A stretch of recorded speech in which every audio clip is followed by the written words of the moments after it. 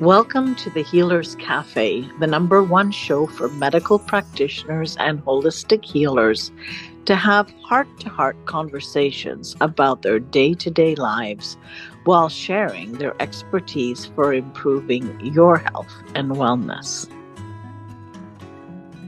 Welcome to the Healers Café. And today I have with me Jeff Feinman. And boy, I'm looking forward to this conversation. He is a molecular biologist and a veterinarian.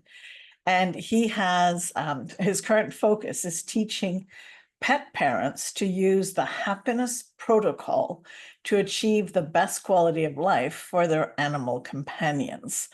And the specific actions, which we're going to find out more about, are based on cellular energy vitality, individuality, and susceptibility, as described by the exposomes. So I am lots of things to define here for people, but let's first of all welcome and what got you started in this whole area.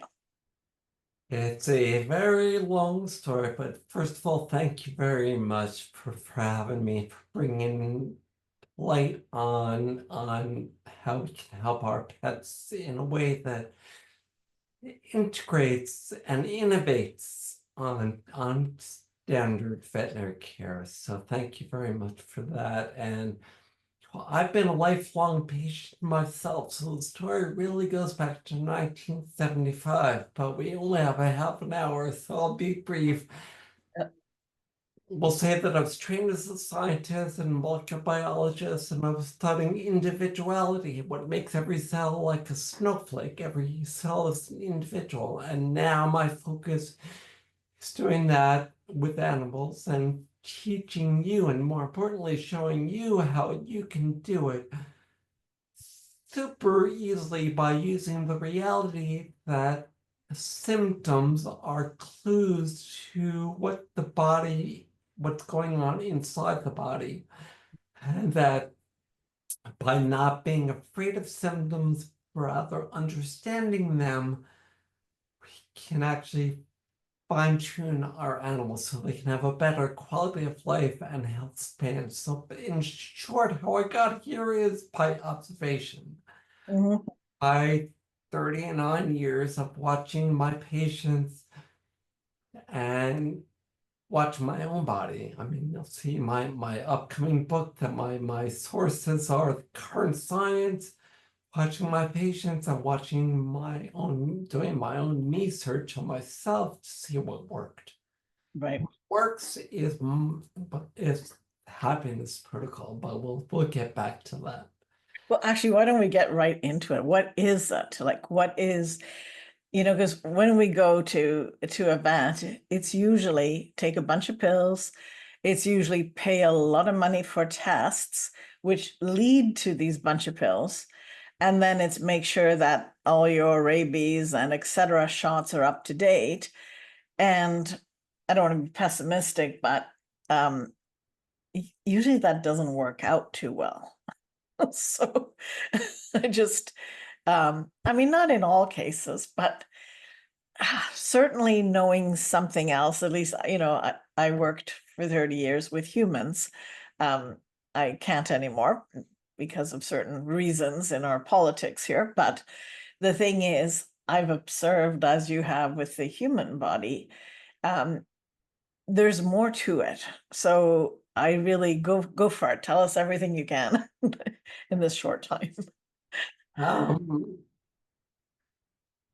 Can go all the way back to vitality and energy and individuality, and those are one of the three pillars that make up this path to pet wellness.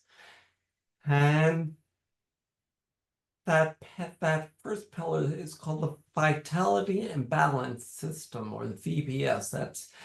That's where the exposome comes in. The exposome is a molecular biology conception of how the body reacts on a molecular level to everything to which we're exposed. So what makes us, what makes our animals, And the vitality piece is energy. And in physiological terms, that translates to mitochondria. And we know that pretty much every disease in our animals are mitochondrial based and in people as well. I mean, I have a neurodegenerative brain disease. It's at its core, it's a mitochondrial. I mean, every brain disease, every disease is at its core an energy base. I mean, because when you think about it, what allows an animal or a person or any living being to be alive? Mhm. Not how your liver functions, not how your kidneys function, but how much energy you have. And the Right. distinction between life and death is, is there energy or not? And so we are fond of saying that where there is life, there's hope, because where there's life, there's cellular energy and the ability to heal. And to answer your question about the happiness protocol, animals are really, really simple forms of conscious beings compared to us. We have self-consciousness. We're worried about the future. We're worried about the past. We're worried about our diagnoses and what we should do. They're not. They're Mm. They are in their bodies, in the world, and they live for two things: joy and happiness and purpose. Mhm. Mhm. We give those two things to them just by applying the happiness protocol. Mhm. The results that we've seen have been in externally visible diseases like a pet that's depressed or won't eat, but also for internally measurable things like kidney disease, liver disease, heart disease. So, and it's really just 3 steps. The first thing we'll ask people to do is identify what makes their pet the happiest. Mhm. Maybe food, maybe play, maybe interaction with you, but the second step is do it. And then do it even more, because almost everyone's doing it to some degree, but if their animals are not well, then just double it for a couple of weeks. Mhm. Step 3 is one of the pillars, one of the other pillars of the 3 steps of pet wellness, which is the beam blueprint. And you can use beam like the sunbeam, beam like the balance beam. If you're a Trekkie, it's like the tractor beam. It's the beam that pulls you to better health. It's the beam of consciousness. BEAM is an acronym that stands for behavior, energy, appetite, and mood. And Mhm. able to monitor that biomarker at home every day by giving our animals a BEAM score. Okay. And Mhm. I've never had, out of many, many thousands of people have an inability to use that BEAM score, and that BEAM score pretty much never fails to help you fine-tune the happiness protocol, because as you apply the happiness protocol, the beam score is going to be going up. And as the beam score gets to 8 or above, many physical things are going to resolve. Mm. So I just want to make a little distinction just for comprehension. The difference between animals and humans, because you said there were 2 things that animals like basically are looking for. I would have thought one was survival, but you didn't choose that word. Because that stuff does seem, I mean, yeah, right, I gotta add that. But what are the 2 you said again? It's Joy joy, okay, and purpose. and purpose. Okay, so and purpose in an animal, how would you define that? What is that? Oh, thank you for asking. It depends.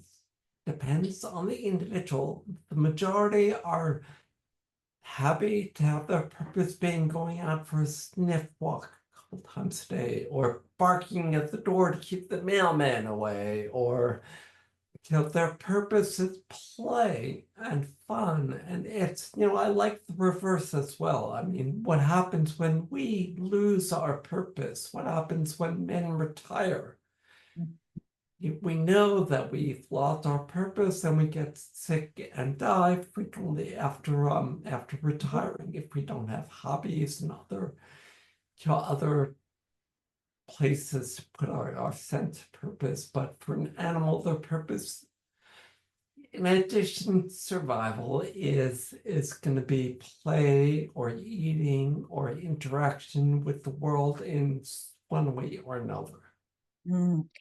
I don't know if you've heard of Chris Duncan, but he wrote a book, We Are Not Broken, and I'm actually part of a series of books that he's going to be putting out. And what he says about the human is and I don't want to misquote him, but it's when you say play, it's about doing something that you love, something that is creative. And I think in purpose for humans, at least, and this I can say from my clinic experience, if the purpose is something they love or find important, then purpose is important. But otherwise, it is creativity and play. It's living a life they love. But what gets in the way in humans, and I think with animals, you don't have that problem, is they're self-conscious, which is what you were saying earlier. And that's that whole thought process that we're not good enough or we don't deserve it, or it's our own self-sabotaging capacity. So in animals, it's not like that, is it? Usually not. The only exception are the animals that live in households where people are like that. And as we share our energetic vibrations and Right. we can imprint on our animals through the memory and mirror neurons. So we can imprint on them things that I call energetic entanglements, which are like blockages to the smooth flow of energy. I think I've seen that like in like a guilty dog. It's like, what is that? How can that exist? But it is what you're saying, an imprint of motor neurons or mirror neurons that are kind of copying, even though they may not have the immediate cause of it. Huh, interesting. Wow. So, Yeah. okay, how does this happen in practice? So somebody has an animal. I mean, I can use mine as an example, but I'm sure you have plenty. So I have a cat, 17, that 2 years ago lost some weight and then, got the weight back and it was fine. He's an outdoor cat. We live in the country. He's always been shy, takes occasional pats by people, but otherwise he loves to lay in the sun. And basically that's it, outdoors. And he'll only come in just to eat some food, but he can go 2-3 weeks without the food we give him. Okay. And then one of my kids thought, well, he doesn't look good again because he started losing weight again. So he was brought to a vet. He was given a rabies shot. And yeah, and I would say he's not coming back now. There's no way you can say, oh, the shot did this. It's not like that. Maybe it did. I don't know enough to be able to say that. But the vitality isn't coming back the way it did the first time. What would I know what he likes. What else what would I do if I were wanting, like, I don't know, if it's not a good example, use something else. I'm just putting it out there. It's a great example And because he's 17 years old, so he's on. yeah, and that's exactly we start and we teach a process called HMDM, which stands for holistic medical decision making, and that starts by putting everything into context. So looking at the context, you've got a super happy cat doing what he loves, which is what cats are designed to do, which is be outside, hunt, and he probably kills and eats his whatever. It's nothing better for a cat, really. I mean, for him to be doing what he's doing, but throughout his life, he's had some blockages to, the free flow of energy. And you're right. I mean, have they ever run any blood work on your kitty? Yeah, they did, and they found kidney issues and different things. They say it's the food that he eats, and but then their solution was more grain food, which didn't seem the right way of not, I mean, I would know that that's not a good solution. So, I didn't go that route. Obviously raw food would be better. Um, and as a pet owner, I'm not around enough to really give him all of that. So it's a compromise. He gets protein, but not in the best form. Did you ever try using something called the snuffle mat for him? No, I don't know what that is.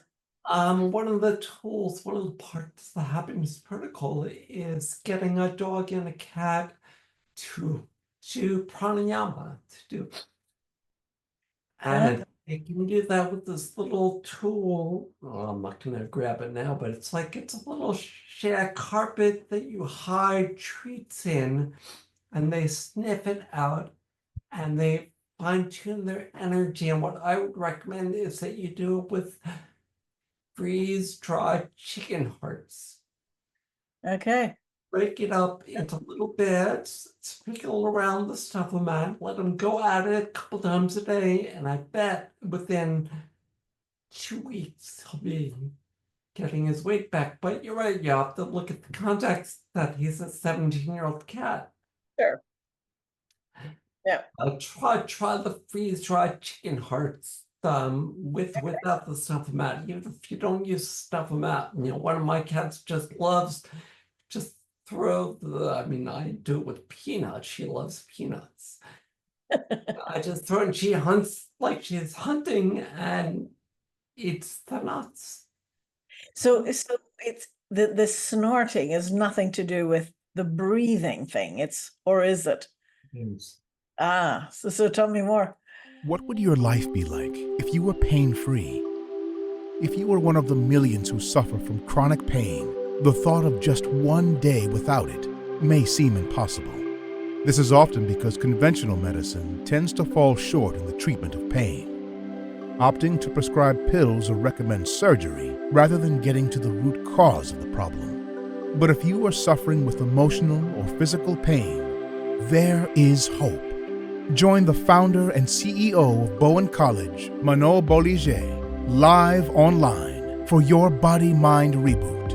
Learn how to listen to your symptoms and get to the root cause of your pain. Plus, be trained in basic Bowen therapy moves so that you can reboot your body for optimal health. You don't have to live in pain. You can heal. Stop the pain pill cycle by visiting www.yourbodymindreboot.com to learn more and to register.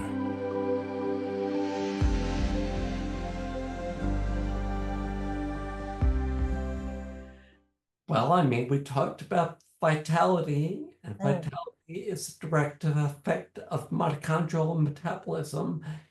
And we know through research studies that things like pranayama or breathing exercises are going to increase the energy production by the mitochondria and balance out the flow of energy in the body. And that's what pranayama does in people and animals. And, Art of Living did a great study with their sky breathing technique. You can see a video at Yale University where they studied this, and it just gets rid of anxiety and depression, increases, just helps you work better.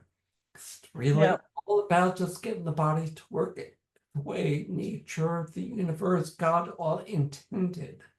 Not get in the way. I mean, if we really broke it down to basics, there are just two ways to work in medicine: work with the body or work against the body. And we as veterinarians are really good at doing things like vaccines or drugs or inadequate foods that don't really work with the body that well. Which is great, because all you need to do as a pet parent is know there's a difference. Yeah. Yeah. And add the raw food, add the chicken necks, add the sniff walk as they're intended to be. And that's actually my mission, and that's Holistic Action's mission, is for everyone in the world to know there's another way to look at things. Yeah. Yeah. Integrate really well with the vet paradigm, and that's where the exposome comes in. Because the exposome, molecular biology, scientific wellness, these are all conventional ideas that integrate really well with I'm a homeopath. Mm-hmm. Homeopathy is about is not part of mainstream medicine. Yeah. That's what I've practiced for 30 years. Or a little more, actually. I became a naturopath, but that's the modality of choice for internal issues. I use something called Bowen therapy, which I've used more for physical things, and I've certainly used it on animals, for horses and goats and chickens even. But yeah, but homeopathy has a definite special place in my heart. I mean, it really is what taught me that symptoms are not our enemy. We need to work with them. And that's so profound a paradigm shift from this suppressive therapy that just gets happy when symptoms go away, Yeah. Exactly, and that's why we say embrace symptoms like your friends. Mm-hmm. Symptoms are the best clues. Symptoms are the way to know what's going on internally, and that's why BEAM as an external biomarker is a really, really sensitive symptom. Mm-hmm. We had a webinar the other day where the vet said, that we can never tell how our animals really are feeling, but you know how to monitor BEAM. Mm-hmm. Mm-hmm. I've actually almost never seen that not work. Mm-hmm. Mm-hmm. Yeah, interesting. So do you have a couple of, cases to share that, might provoke people to look at another way of doing things? Wow, can you narrow it down a little bit? Because I have a couple thousand. Well, what's one of the most common things that you see as, that you can help? Thank you for that right there. You hit the nail on the head. The most common thing that I see, and that is seen in the vet world, are allergies. Mm, mm, Itchy skin, red ears, ear infections. What is an allergy? An allergy is an immune hypersensitivity, an imbalance in the immune system. So the approach to allergies is we can tune up the immune system, balance the immune system by using methods that we discussed. And that decreases the chance that the allergens that are all around us are going to affect us. And that's where susceptibility comes in. Susceptibility is the individual's likelihood of having a reaction from an allergen. So in my mind, allergies are curable. You can actually resolve allergies. Yep. Conventionally, we consider them as incurable. Now, I just got a returned pet insurance form from somebody because they applied for an allergic symptom, and the insurance company said no. He said allergies before, and they're incurable, so we can't really ever cover that ever. Sorry, that's funny. I mean, it's sad, but oh my goodness, yeah. So let's say you have, I'm just thinking an allergy. I'm thinking of this dog that scratches and itches, and you can't really see much except for the scratching and the itching, which may turn it red. But and they didn't used to have it. Where would you go with that? Like, how would you process that information? Yeah, the first step in unwinding anything like that is to look at the diet. Mm-hmm. 90% of the time, it'll be an ultra-processed, commercial, dry, or canned food. And most of the GI problems, most of the allergy problems, many of the things that we see as pets can be fixed by putting them on a fresh food diet. Right. Not even a raw diet, but just real food, not processed food. Yeah. And we know that the advanced glycation end products and all things that come along with the commercial foods are directly harmful to the body. Yeah. Yeah. Yep, we're discovering that for humans in a big way now, right? As there's a lot more truth coming out. It sounds like, most of the fast food industry is there to really diminish our lifespan.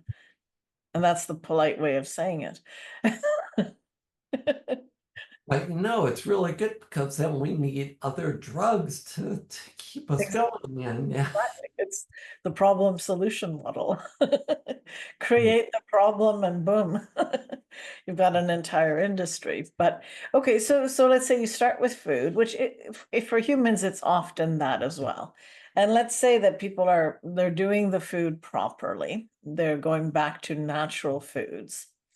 Where would you take an allergy for an animal? Like a little bit more, where would you, what would you do next in understanding?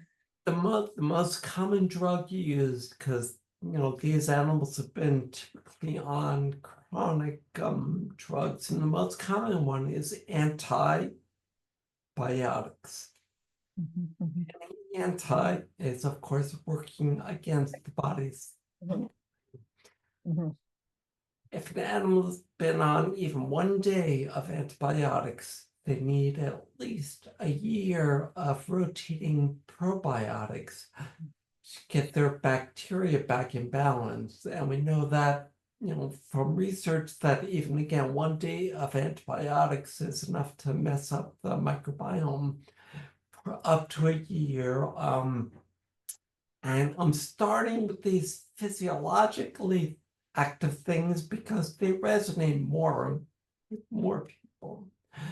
When we start going into the energetic things and things like homeopathy, which is the ultimate answer to the allergic question, but again, food and rotating probiotics.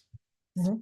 These appropriate probiotics, especially, but any probiotics in rotation, because variety is indeed the spice of life. So the more variety you have in your microbiome, the healthier we are. We know that from the animal biome research.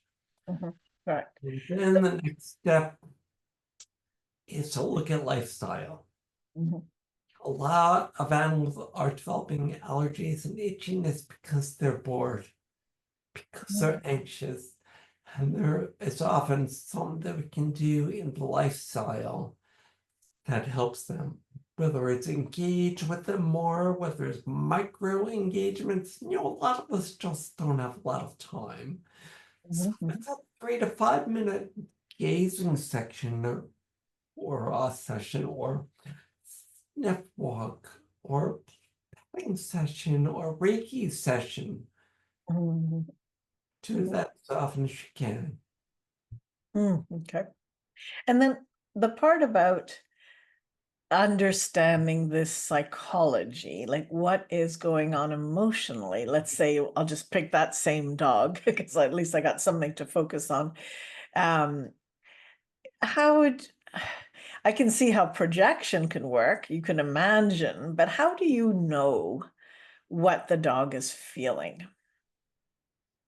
Well, that's a great question. That's one of the three pillars of the path, and that pillar is called the conscious and compassionate communication method. Mm. And it involves animal communication, or what now is actually more accurately called IIC, or intuitive interspecies communication. Intuitive, how do you say it again?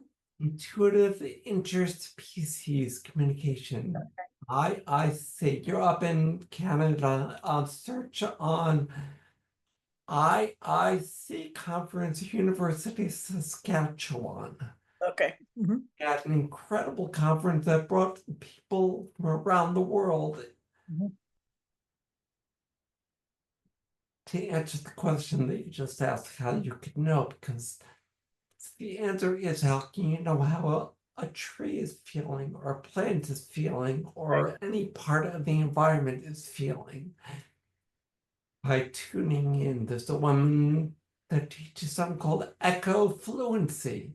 So it's becoming fluent in the speech of the spirit world, of the plants, the animals, and yourselves.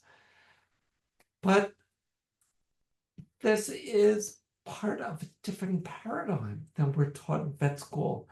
Mhm. It just so happens that this is the same paradigm that's being validated by scientific research, and it's the same paradigm that has existed for thousands of years in every indigenous culture in the world, that is based on spirit and love and interconnection and awe, and all the things that we now are learning are good for us. Mm. And they're really good for animals, and they're really easy to apply in animals. So it's really exposing and building our own intuitiveness and trust that what we're reading is what we're reading, what we're, I think that's part of the process. It must be. Trust is huge, and I always use the example of trust in the natural laws. You don't have to trust me, you don't have to trust what I'm saying is true, but trust the natural laws of physics. Right. You wake up in the morning, you put your feet on the ground, you're not worried that you're going to go flying around because the law of gravity doesn't apply to you anymore. Well, that law also applies to energy. Conservation of energy and energy flow is a law of physics, and it's now being studied in molecular biology labs. There's a construct called the DEB framework, dynamic energy budget, which basically is a way of describing in physics and math how the energy flows and works in the body. Mm. So trust. We've got fear on one side and trust on the other. So I call mine the love fast framework. So it starts with love, and it may have some fear in it. Then if we accept, which is the A in fast, and surrender to those natural laws and trust in those natural laws, we can be fine. Be fine. And that's where the mindset stuff comes in. We just have to know that's the case. Right. That's why my mission is just for you to know that that's possible. Well, I certainly hope that this little interview gets spread to many people, because I do think, it's funny, a lot of people don't dare do things for themselves, but they get very, desperate to help their animals, even more than their kids sometimes. And maybe it's because they seem even more victim-like, I don't know, but it's like, I do think that by learning how it really works, how, you know, how wonderful life really is and how healing truly happens and how we're made to heal and all we need to do is like assist it, and pay attention. I think that has an ability to reverberate to human beings that have this head thing and thoughts in the way. I do think it, yeah, I think it is a good way to reach people. So yeah, I really look forward to hearing about your work out there by many people. And thank you so much for getting the word out, helping to get the word out, and for your work with Bowen and with people. It's gotta be tough working with people compared to working with animals. Oh, pure. There's a whole other level, yeah. It's true. But it's, I do a lot of teaching to practitioners as well about, what is our actual responsibility, because the individuals who want to get better must take radical self-responsibility. And we've got to stop the blame game and the I told you so, he told me so, that, the following orders without really feeling in, does this apply to me? Does this feel like it's aligned? And the thing is, if everyone takes the same type of responsibility, then it's possible to have an incredible, medical team and have great results. But it's the patient that's in charge. It's got to be them. Otherwise, it doesn't work the same way. Exactly. And I know you're wrapping it up, but I just want to refer people back to the scientific wellness framework, because the last part of that framework is that the patient has to be participatory. Yes. That the patient needs to get empowered. And we know in human medicine that will improve outcomes, that will make you get well faster and in more percentages. And a good friend, Bernie Siegel, he wrote a book in the 80s called Love, Medicine, and Miracles. And that's a huge part of that framework is self-responsibility, self-empowerment. I'll just end with my modern days quote that we want to give people, don't want to give people fish, we want to teach them how to fish. Exactly. Exactly. Well, thank you so much. I really appreciate your time. Okay, thank you so much for having me. Thank you for joining us at the Healers Café. If you haven't already done so, please like, comment, and subscribe with notifications on, as I post a new podcast every Wednesday with tons of useful information and tips for natural healing that you won't want to miss.